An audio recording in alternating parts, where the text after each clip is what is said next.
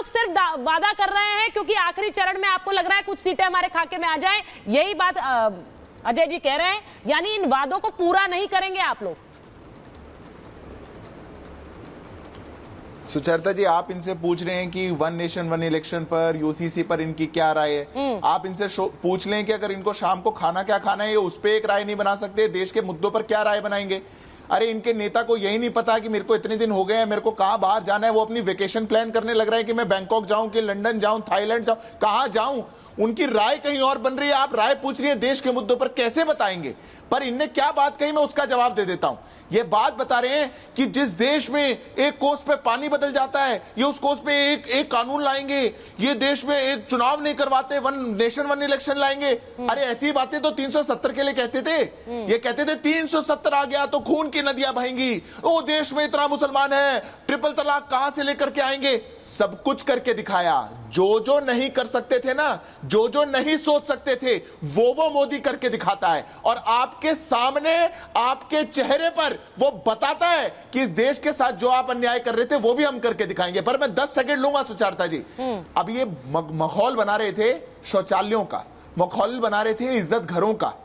मैं पूछता हूं इनसे, फ्रीडम ऑफ टॉकिंग है, फ्रीडम ऑफ वॉकिंग है, बड़े फ्रीडम गिनवा रहे थे। अरे जिनको फ्रीडम नहीं था शौच करने का, जिनको फ्रीडम नहीं था टॉयलेट यूज करने का, इस देश के आजादी के बाद आप इस लोगों को बेसिक सुविधा नहीं दे पाए, एक बेसिक शौचालय नहीं दे पाए घरों में। कितने लोगों के साथ इज्जत की बेआबरू हुई, कितनी महिलाओं के साथ हुई। अरे घर में आदमी व्यक्ति रहता है, खाता है, पर वो सोच नहीं पाता कि शौच के लिए कहां जाएंगे। ऐसी मूलभूत समस्या जो थी उसको इस देश के प्रधानमंत्री ने दूर किया, उसका माहौल बनाते हैं। उसको यहाँ बैठ करके आप मखौल बनाने का काम कर रहे हैं। ये आपकी विफलताओं को दिखाता है अजय जी, ये आपकी विफलताओं को दिखाता है। ये बताता है कि कैसे आप इस देश को मात्र इतनी मूलभूत चीजें नहीं दे पाए। और अगर आपकी इनकी चीजों पर फोकस होता तो अमेठी छोड़ के थोड़ी भागना पड़ता, वायनाड छोड़ के थोड़ी भागना पड़ता। ये जहां जाते हैं वहां छोड़ के भाग जाते हैं। सुचरिता जी, इनकी यही कमी है। महिलाएं आपसे ये कह रही है कि माफी मांगो, उसका राजनयिक पासपोर्ट कब तक? अब अजय जी, आप मेरे बीच में बोल रहे थे, इसलिए कि अब आपकी बारी आएगी तब क्या करा जाए? देखिए अजय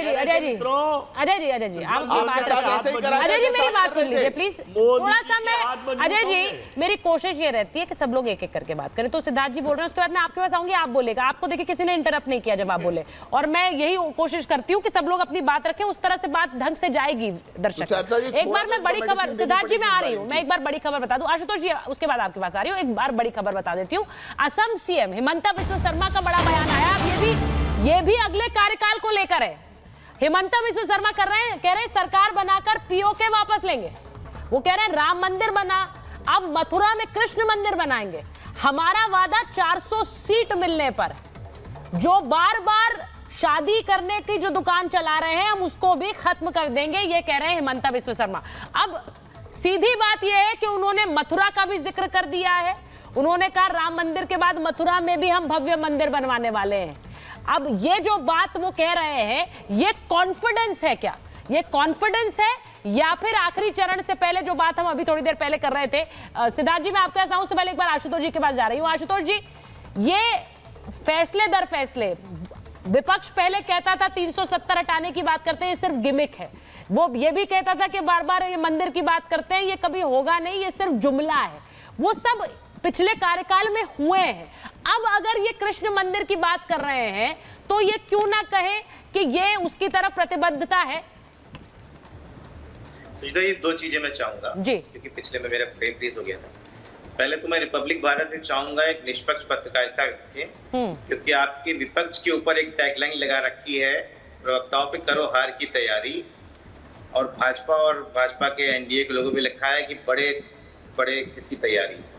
अच्छा आशुतोष जी, लेट मी क्लैरिफाई। आपने ये बात बोली है तो लेट मी क्लैरिफाई। मैं एक चीज बता दूं, आपके ऊपर जो हेडर चल रहा है उसका मतलब ये है कि ये आप बीजेपी को कह रहे हैं, सामने वालों को कह रहे हैं, और जो बीजेपी कह रही है वो आपको कह रही है।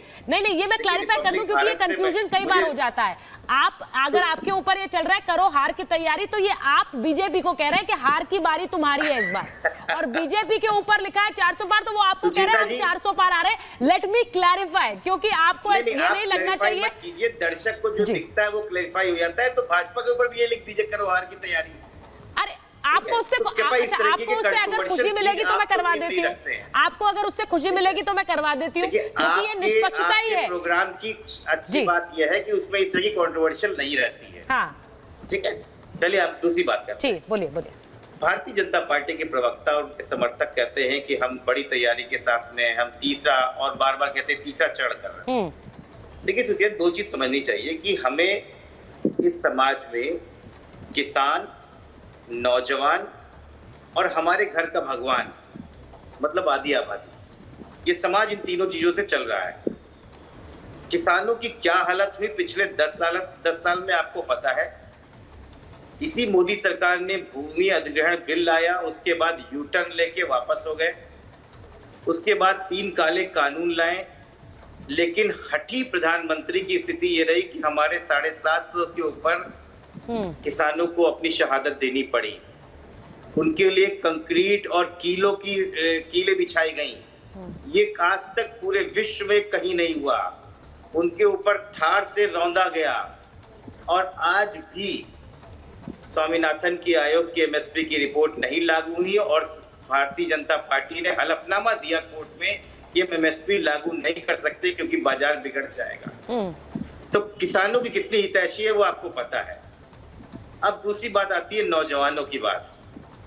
हिंदुस्तान की आजादी के बाद की सबसे बड़े बेरोजगारी की स्थिति में भारत इस समय गुजर रहा है। किसी भी घर में अगर 20 साल से लेके 35 साल के लड़का है तो उसमें एक चौथाई या आधी के बराबर आबादी जो है वो बेरोजगारी है।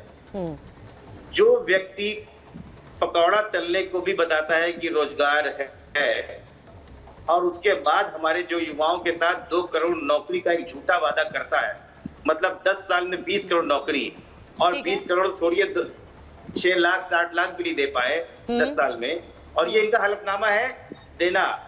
ठीक है, तो क्या हालत है हमारे नौजवानों की।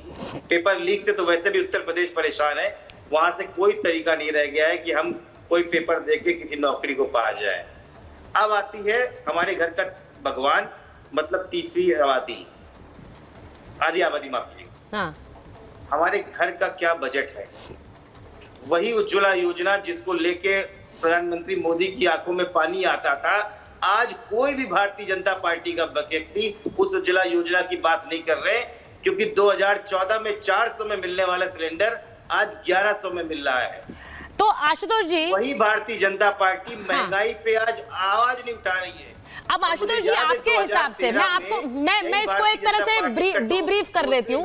आपने जो कहा है, बैठते थे जंतर मंतर पे, आप जो कह रहे हैं महिलाएं दुखी हैं, युवा वोट नहीं करेंगे, मध्यम वर्गीय परिवार इनसे किनारा कर लेंगे, ये एक जिस्ट है आपकी बात का। यानी अगर ये होता है तो इसका सीधा मतलब आशुतोष जी ये निकला कि ये 100 पार भी नहीं जाएंगे, 400 पार तो दूर की बात है, क्योंकि आप कह रहे हैं महिलाएं भी इनसे दुखी हैं, युवा भी इनसे दुखी हैं, और मध्यम वर्गीय परिवार भी इनसे दुखी है। तो इस